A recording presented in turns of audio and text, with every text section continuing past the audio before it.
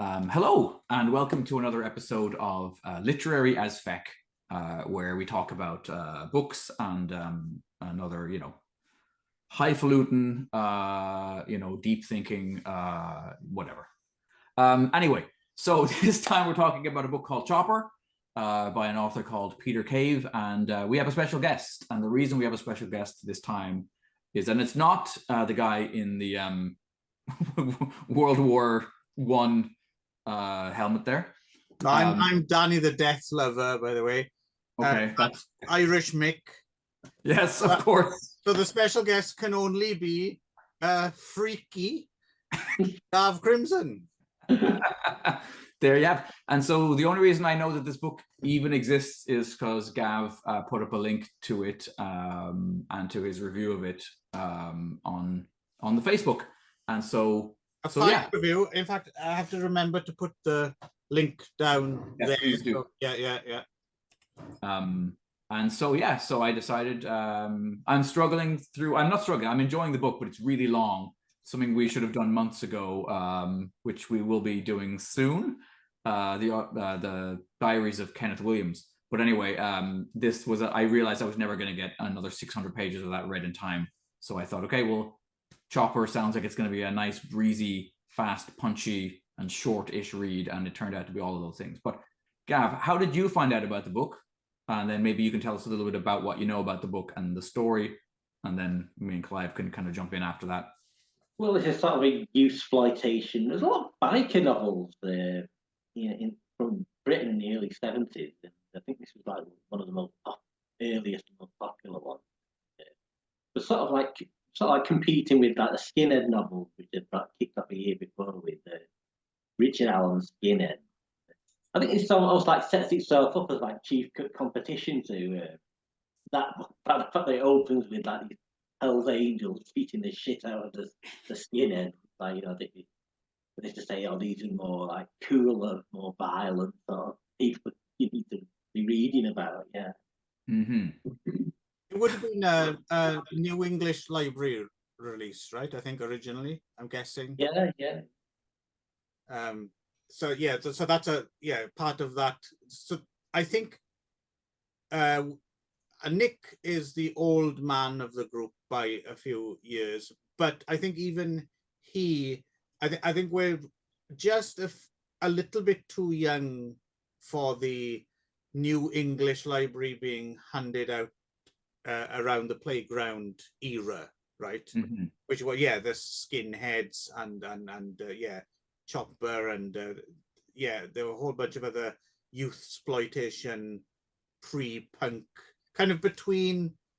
I think the older brothers would have been watching Clockwork Orange in the theater, and then the younger kids would have been handing out the New English Library, right?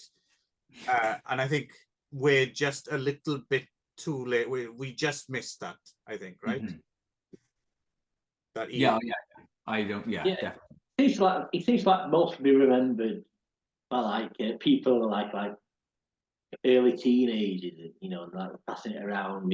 I think one read on the internet about they like passed it around at like the schoolyard. And the fact that copy would always open up at page 93. So. I assume that's the big sex scene between Chopper and Elaine. Mm-hmm. It's funny, I can't remember which page number it was, but I remember cracking a code like that when I was a kid at a certain point, where I figured out certain books of about this length that they were out from New English Library or some other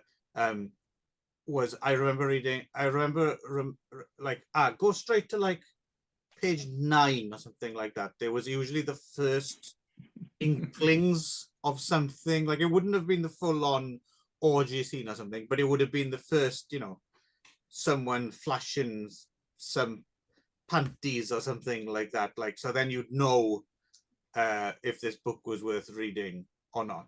I've never read the first Skinner novel by Richard Allen, but apparently, like, people have read it always talk about chapter 8, and that was like big talking point in the schoolyard. So I don't I assume something really horrendous must happen in chapter 8. I think chapter 8 anyway of that book. Yeah.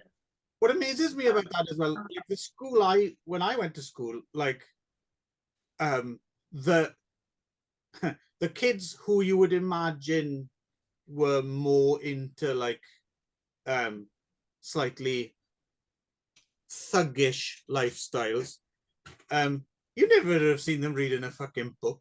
Of course not. And I was going to say that. And in fact, the idea today, I mean, it's amazing, the idea of anybody passing a book around today in a school. I literally can't imagine that high school kids are ever giving each other books now.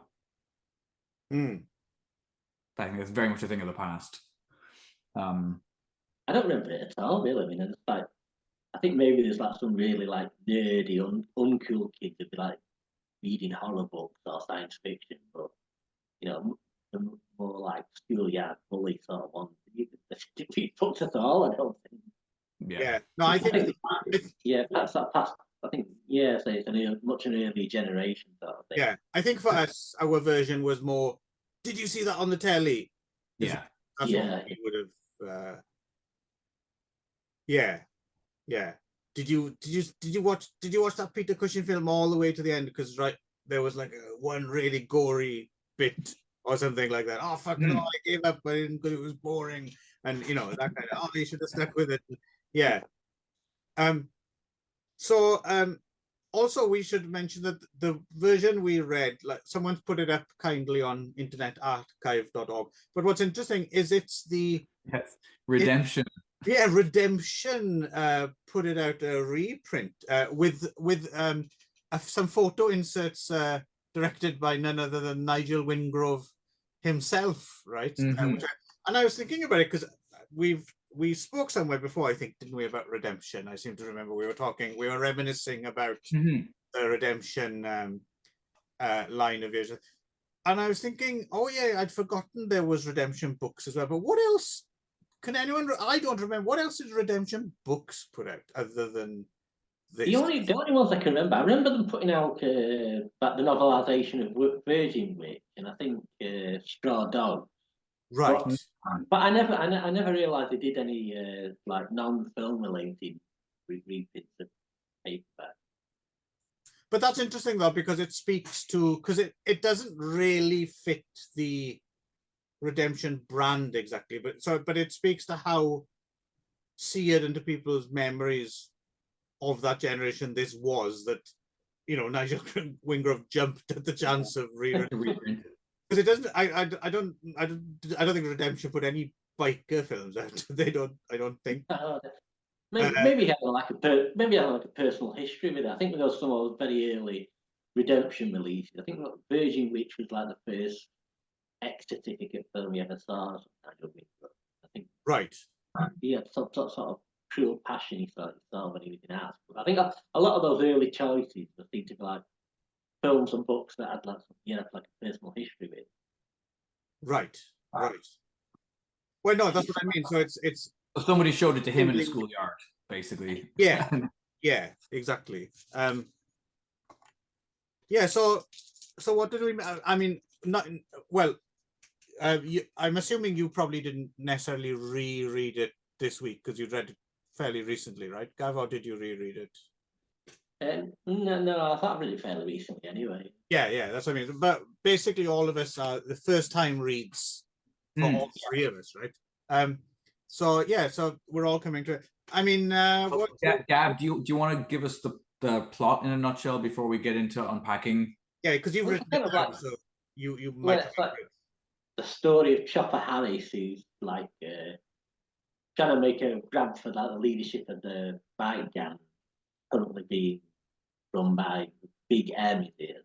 So he wants to take over the gang, and he also got designs on Big M's mama, Elaine. Yeah, it's a fairly basic plot, really. I mean, typical power play, so doesn't work out too well for anybody. No. I mean, it's funny because like then when it's mentioned that this is the first in a series, and then I'm like, oh well, yeah, okay. So that series doesn't necessarily follow our lead character. Spoilers. Have you read any of the sequels, Gav? No, not yet. But the unfortunate thing about the sequel books is like, in order to emphasise that they are sequel books, the taglines seem to give away what happens at the end of the last book. So the sequel book Mama says Chopper's dead and Buzzy's girl lives on, or something like that. And then the third book it says Chopper's dead and Mama's gone to jail. So like, Right, okay, I have to read the second book then. Yeah, two books. What I want to know though is if, because I'm fascinated by this, I'm wondering if in any of the sequels we get some more detailed scenes of people sucking raw eggs off pavements in Piccadilly Circus. This was one lady I hear flashed on the sidewalk.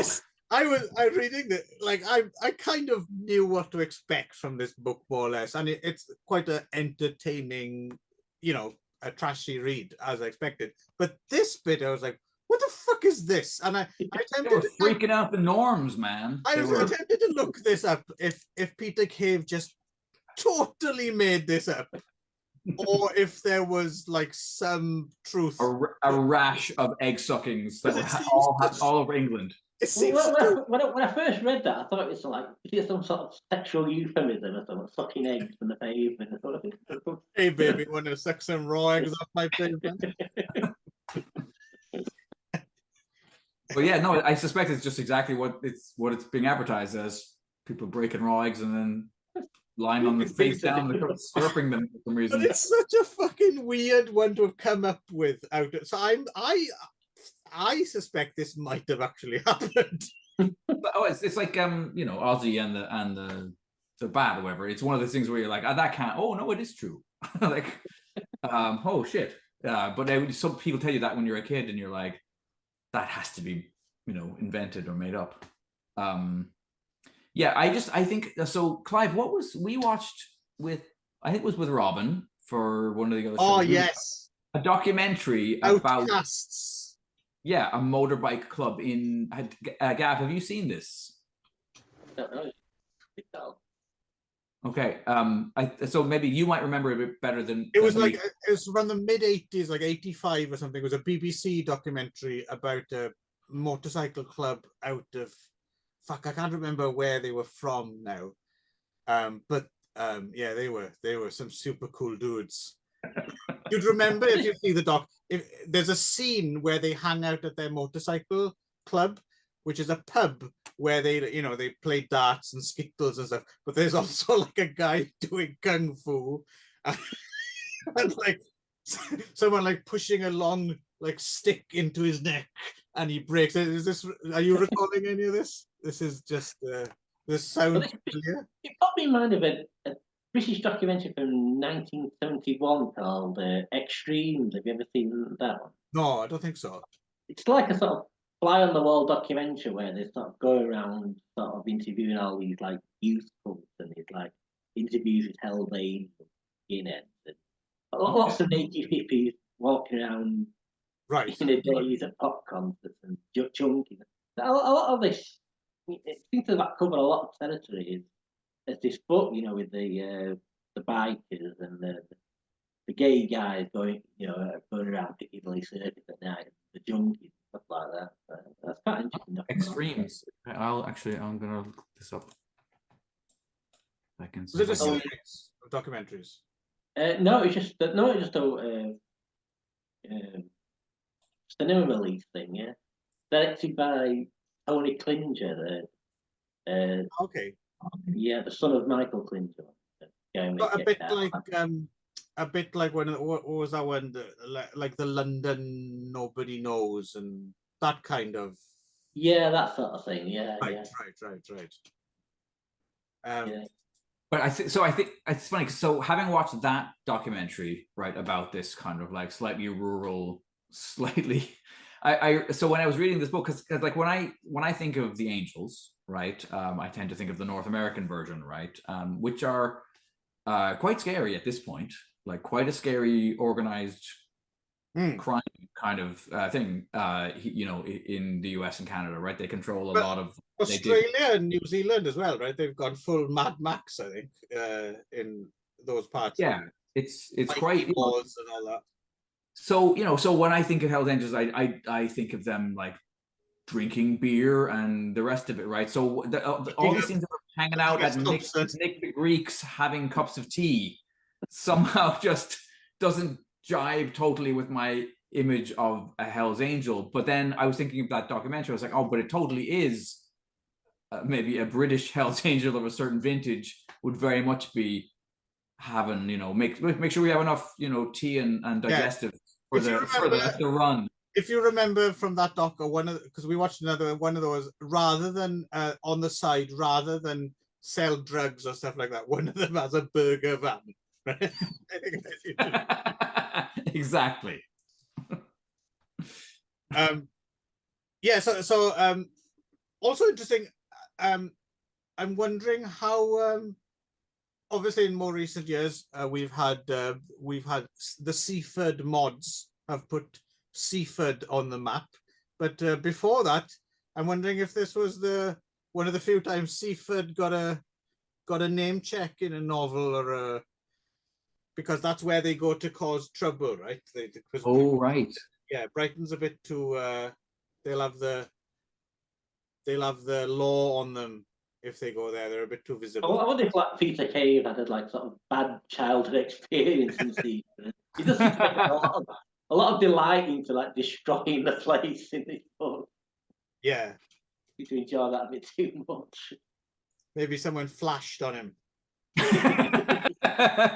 So this was never optioned. It's surprising to me. It seems very much the kind of thing that would have been, not terribly expensive to make, and you could have had all of your sex and violence that you want. But the movie Chopper is not this Chopper, right? Right.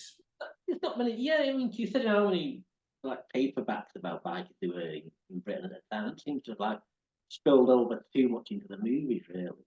No. I mean, you got Psychomania. I think. Oh yes. Yeah. I mean, there's that's the thing, right? We may not have many biker movies in the UK, but we have Psychomania. Is this true? Which is the finest. I love that film. It's fucking bonkers. Yeah, and then maybe a few Hell's Angel scenes in No Blade of Grass. Right. Yeah. The only other thing I could think of is like this really obscure short film called Contract, made in 1974, which features an actor called Ken Barrington, who's famous at the time for being on Coronation Street. Okay, what was the name of it? Contract, it's called, yeah. Contract.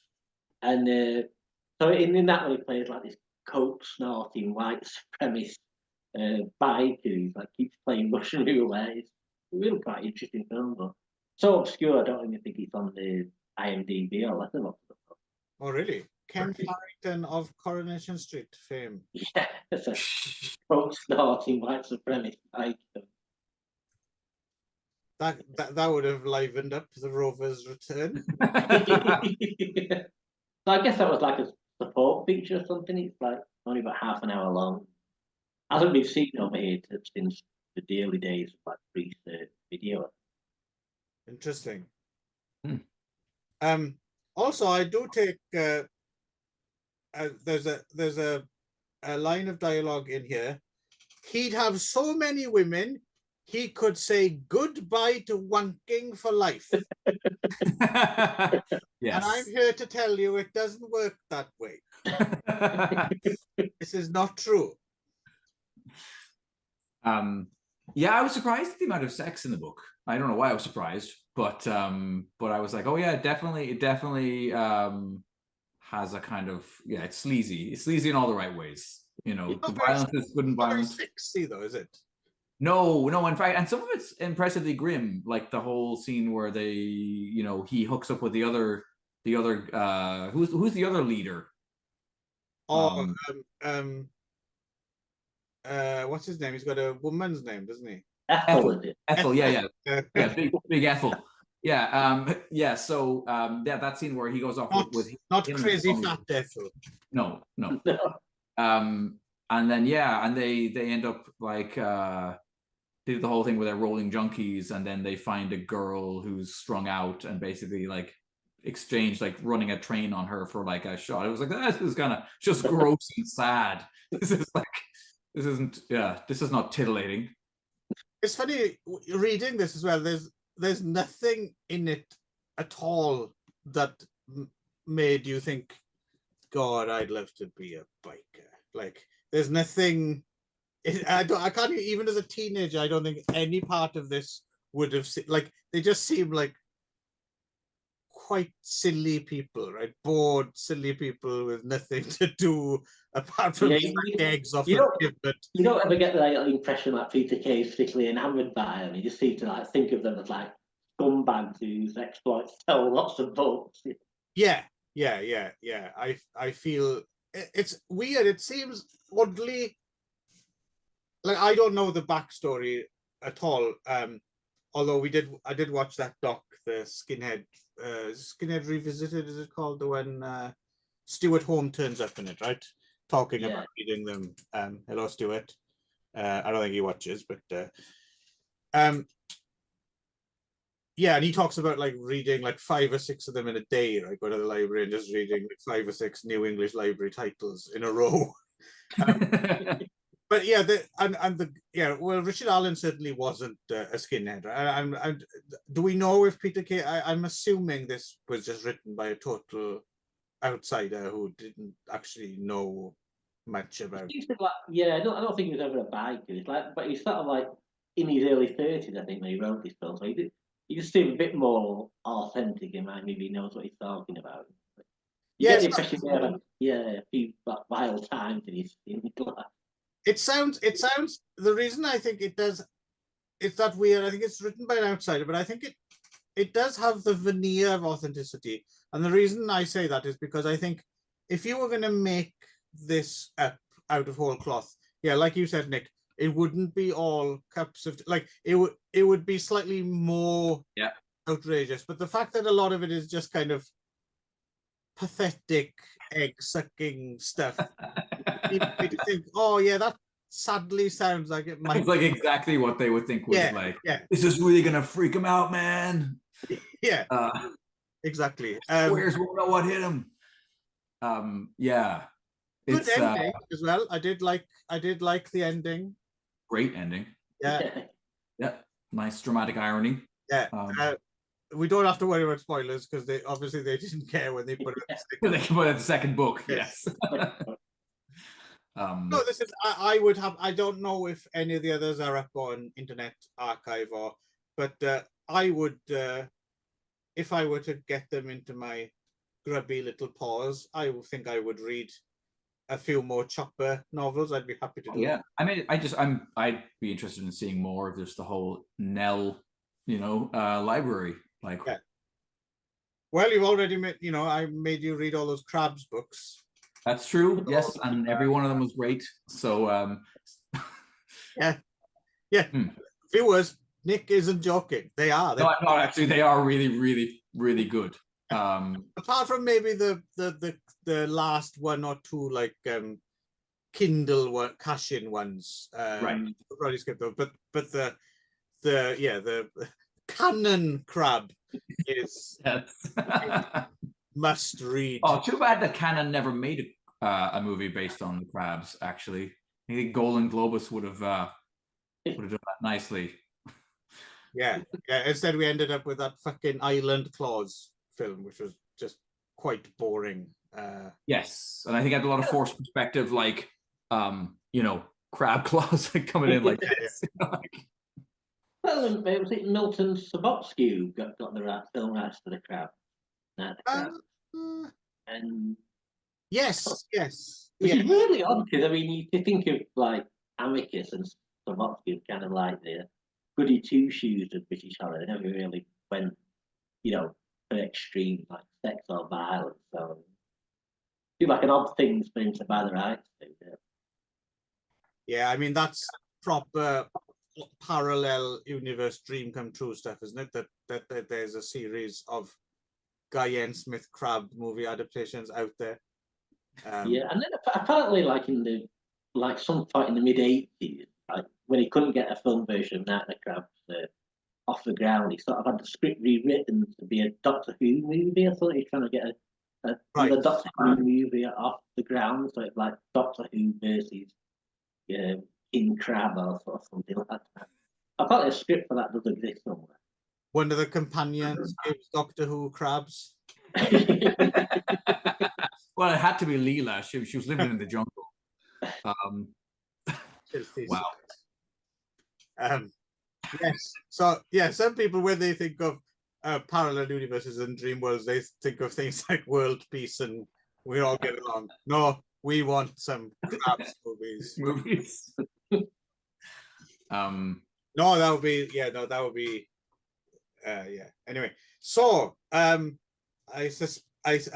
we've run out of road. Clearly, we've dithered and yes, but I'm going to say an unqualified, recommendation from me. I think if you like things to be quick and breezy and fun and over the top, and yet strangely, sadly realistic in some other ways, this book is tons of fun. Irish Mick has spoken. Irish Mick has spoken. I feel a little bit like a redundant. Yeah, kind of over egging the yeah. There, doesn't it? Yeah. Patrick Potato or something. Patty Potato. Yeah. How about you, Freaky? Better than sucking eggs off the pavement. Yeah. Yes. Don't knock it till you've tried it. Yes, I, Danny the Death Lover, would join in with the chorus of approval. I mean, yeah, no, it's good trash fun. Yeah, very interested to read some of the sequels. I don't think Redemption put any of them out, right? I think maybe they put Mama out, but the first sequel, but very hard to find any edition of it, I think, these days. Reasonable price. Okie doke then. Thank you for joining us, Gav. You're welcome back anytime. Yeah. And yeah, so until next time then, insert witty comment here.